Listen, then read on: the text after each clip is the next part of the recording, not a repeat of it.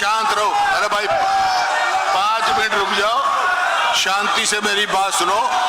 इतनी देर से आप बैठे हो, बीच में कोई नारे मत लगाओ, लोगों को सुनने दो और 5 मिनट मेरी बात सुन लो।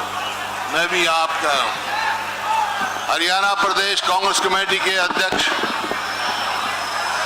चौधरी उदयभान जी, हरियाणा प्रदेश कांग्रेस कमेटी के पूर्व अध्यक्ष चौधरी धर्मपाल मलिक जी, हरियाणा विधानसभा के पूर्व अध्यक्ष अशोक अरोड़ा जी, हरियाणा विधानसभा के पूर्व अध्यक्ष पंडित कुलदीप शर्मा जी, सांसद अजीत दीपेंद्र जी और मेरे साथ है सभी विधायकगण, पूर्व विधायकगण, पूर्व सांसदगण, हमारे एससी सेल के चेयरमैन साहब, यूथ कांग्रेस के अध्यक्ष, महिला कांग्रेस से, एनएसयूआई से और सब सम्मानित मंच उपस्थित मेरे बुजुर्गों, नौजवान साथियों और प्यारे बच्चों, मेरी माताओं और बहनों, देखिए आज भारत की ये छोटी काशी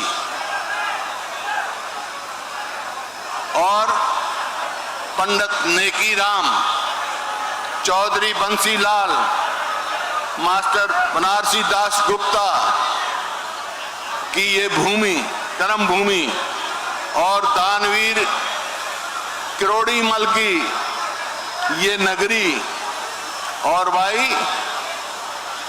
भारत ही नहीं, एशिया के मुक्केबाजों की राजधानी ये मेरी भिवानी।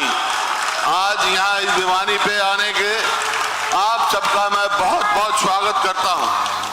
ये तो कुछ हजार आदमी बैठे हैं मेरे सामने, इधर भी है उधर भी है। मैं तो बाहर से आया हूँ, मेरे पास खबर आई है चारों तरफ जाम पड़ा है। मैं माफी मांगता हूँ, जगह थोड़ी छोटी चुनली भाई, पूरा इंतजाम नहीं कर सके हम। मेरे को ये पता होता, उम्मीद से फालतू आप आए हैं तो शायद मैं कहीं बाहर करता, लेकिन अगली कभी भिवानी जलसा करेंगे तो भाई बहुत बड़ी जगह हम करेंगे आपसे।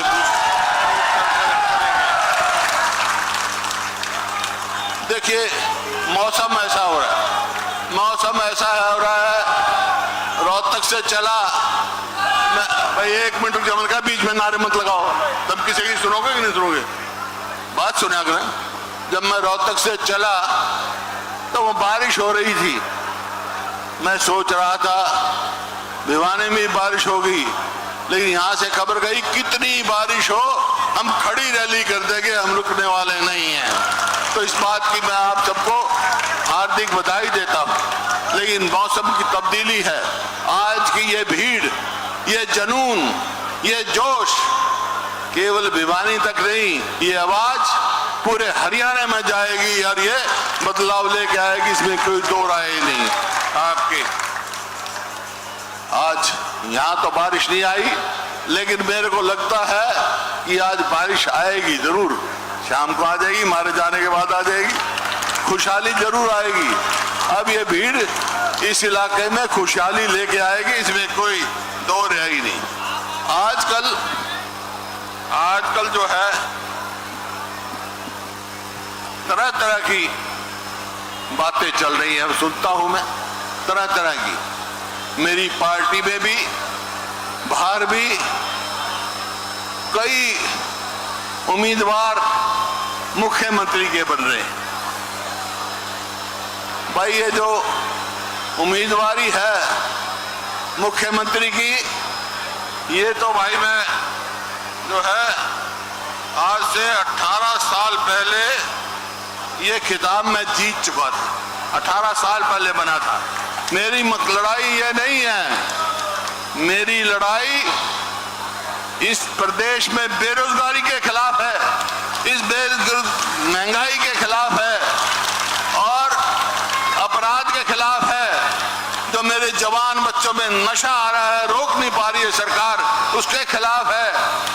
जो प्रदेश मेरे मन में टीस है, इसी वास्ते मैं आया हूं और ये कार्यक्रम हमारे यहाँ है कि जो प्रदेश 2014 में हमने प्रति व्यक्ति आय, प्रति व्यक्ति निवेश, प्रति प्रति व्यक्ति नौकरी देने में और भाई कानून व्यवस्था में, खेल और खिलाड़ियों में पूरे हिंदुस्तान में एक था, नंबर 1 था। आज मेरा वो प्रदेश हरियाणा कहाँ है, किस चीज में है?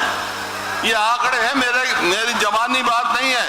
आज पूरे देश में बेरोजगारी में नंबर 1 है, आज पूरे देश में महंगाई में नंबर 1 है, आज पूरे देश में ऊपर के 2-3 प्रदेशों में से इसमें है, अपराध में है। और भाई खेल और खिलाड़ी में तो जो एक था, आपने देखा क्या हमारे खिलाड़ियों के साथ हुआ, क्या व्यवहार हुआ। शर्म से सिर झुक जाता है जब मैं कहता हूं। और मेरा ये प्रदेश जय जवान जय किसान का था। मेरे जवान देश की रक्षा करते थे।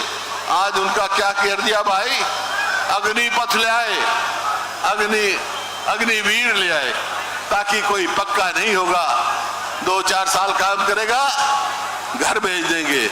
इसी प्रकार से हमने लड़ाई लड़ी उन फौजियों की 1 रैंक 1 पेंशन के लिए। इन्होंने दिया क्या, जब मैं मुख्यमंत्री था पूरा जोर शोर से साथ दिया था। इन्होंने ऑफिसर के साथ तो कर दिया, लेकिन जेसीओ और जवान को न्याय नहीं मिला। हम वो लड़ाई लड़ेंगे, जेसीओ और जवान को भी न्याय दिलवाएंगे। ये अभी चर्चा हो रही थी, ये सरकार, मौजूदा सरकार जो है हरियाणा में, क्या है भाई, अभी आपने देखा हर वर्ग इससे विमुख। कल ही राहुल गांधी आए हमारे खेतों में, उन्होंने किसान की आवाज सुनी, उन्होंने धान बोते हुए देखा, कितनी मेहनत से किसान धान बोता है, कितनी मेहनत से अपनी फसल पैदा करता है, लेकिन उसको एमएसपी नहीं मिलती है, उसको उसका भाव नहीं मिलता है। इन्होंने कहा था हम किसान की आमदनी दुगनी कराएंगे, आमदनी तो दुगनी नहीं की, लागत कई गुना बढ़ा दी। हमारे समय में हरियाणा में ना खाद पर टैक्स था, ना कीटनाशक दवाइयों पर टैक्स था, ना ट्रैक्टर पार्ट पे था। अब 28% तक का जीएसटी लगा। लागत कितनी बढ़ गई, एमएसपी मिलती नहीं। प्रधानमंत्री बीमा योजना में लोग धक्के खा रहे हैं, उनको कंपनसेशन नहीं मिलता। कितनी फसल खराब हो रही है, उनको कंपनसेशन नहीं मिलता। भिवानी का मैं देखता हूं, भिवानी में देखो, एक तो समय था चौधरी बंसीलाल का, जब भिवानी विकास की ओर से बड़ी तेजी से दौड़ रहा था, या पिछले 10 साल में हमारे समय में कोई भी काम हुआ, अगर प्रदेश में 7 विश्वविद्यालय बने हैं तो 2 भिवानी पार्लियामेंट हल्के में, एक चौधरी बंसीलाल के नाम से यहाँ पर विश्वविद्यालय और मेडिकल कॉलेज, एक सेंट्रल यूनिवर्सिटी महेंद्रगढ़। अगर महाविद्यालय प्रदेश में 35 बने कुल हमारे समय में, उसमें से 5, एक भिवानी, बाड़सुसाम, भवानी खेड़ा, बहल यहाँ बने। तो आप इसी प्रकार से देखते हैं, बीएड कॉलेज लगाओ भाई, चाहे वो नाला लगाओ, ड्रेन लगाओ, भिवानी का हर प्रकार से हुआ। मेरा एक सवाल है आपसे, इस सरकार को 9 साल हो गए, कोई दूसरी पार्टी का भी यहाँ होगा, ये पूरे पार्लियामेंट क्षेत्र में कोई एक काम गिना सकता है इस सरकार ने किया हो जनहित का? एक काम गिना दो भाई, फिर इसका क्या करना है? यही है विपक्ष जो हम आपके समक्ष लेके आए हैं। बात सारे साथियों ने कह दी, बहुत हुआ, और हमने भी कह रखा है, पार्टी ने फैसला कर रखा है, उदयभान जी ने और सीएलपी ने, कि भाई हम क्या करेंगे। मोटे मोटे 5 फैसले किए हमने, मोटे मोटे 5 फैसले हमने क्या कर रखे हैं कि भाई हमारी सरकार आएगी, पेंशन जो है 6,000 रुपए बुजुर्ग की करें, 6,000 बूढ़े के और 6,000 बुढ़िया के, और इतनी ही पेंशन विधवाओं की, हमारी जो विधवाएं उनको हम देंगे। और इसी प्रकार से कर्मचारी जो बैठे हैं, कितने दिन से लड़ाई लड़ रहे हैं, ओल्ड पेंशन स्कीम, उनको ओल्ड पेंशन स्कीम लागू करेंगे। और 100 गज के प्लॉट हमने 3,82,000 दिए, इन्होंने एक दिया तो बता दो हरियाणा में। हम फिर से करेंगे गरीब आदमी की, शेड्यूल कास्ट की और बैकवर्ड क्लास को जो 100 गज के प्लॉट दिए थे मकान बनाने का।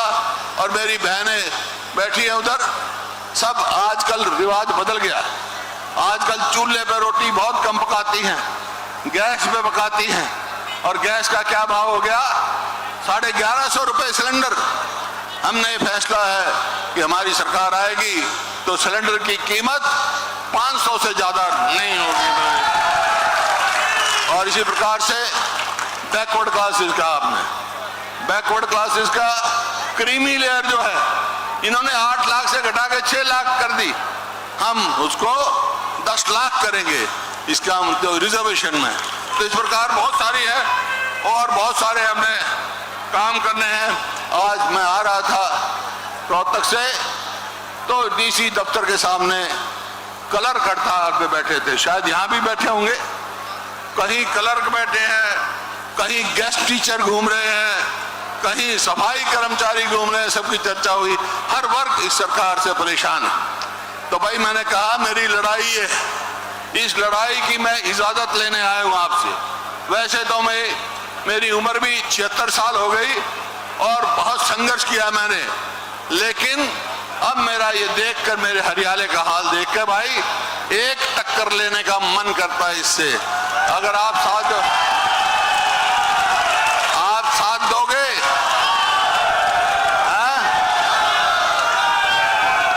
तो एक बात सुन लो, आप साथ दे देना मेरा, मैं क्या करूंगा, मैं तुम्हारी सरकार बनवा दूंगा। ये वादा करके जा रहा हूं।